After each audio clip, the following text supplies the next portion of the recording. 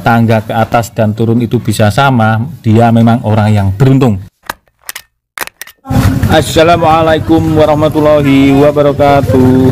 Kompleks makam Sunan Pandanaran yang ada di Kelurahan Paseban, Kecamatan Bayat, Kabupaten Klaten, Provinsi Jawa Tengah, negara Indonesia, Asia Tenggara, Asia, dunia, dan masuk ke dalam galaksi Bima Sakti, cukup dikenal bagi para pecinta wisata religi ziarah.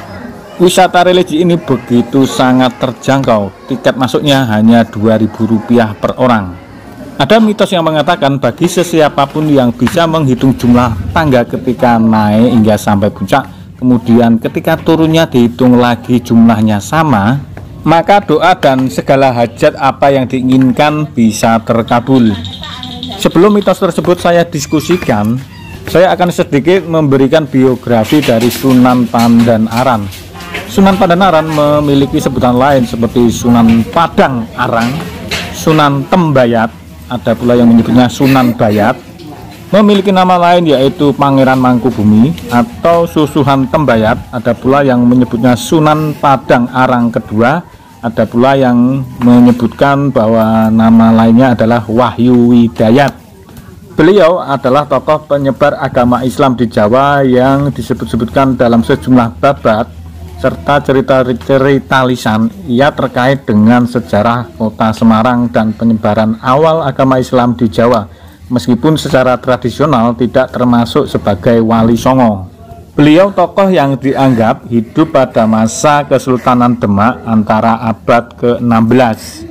Terdapat paling tidak 4 versi mengenai asal-usul, tetapi semua sepakat bahwa ia adalah putra dari Ki Ageng Padang Arang, Bupati pertama Semarang. Sepeninggal ayahnya, Pangeran Mangkubumi atau Sunan Pandanaran ini menggantikan posisinya sebagai Adipati Semarang. Awalnya beliau menjalankan pemerintahan dengan baik, namun lama-kelamaan terjadi perubahan sehingga banyak hal yang dilalaikan. Setelah Sultan Demak Bintara mengetahui kabar tersebut, lalu Sultan Demak mengutus Sunan Kalijogo untuk menyadarkannya. Mendapatkan nasihat dari Sunan Kalijogo, kemudian beliau melepaskan jabatannya ke adiknya dan beliau berpindah ke arah selatan.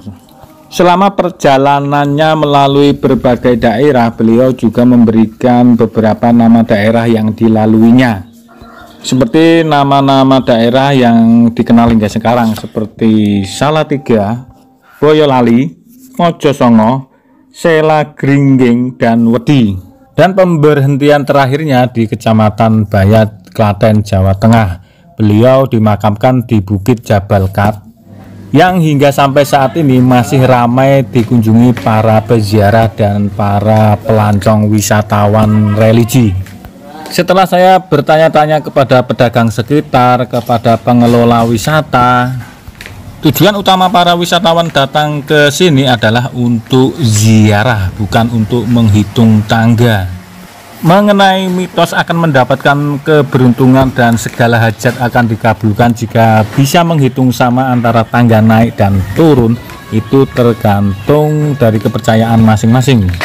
Setelah saya mempraktekkan sendiri menghitung tangga naik kemudian turun, belum lagi disuguhi pemandangan yang indah, ada banyak para pedagang yang menjajakan dagangannya.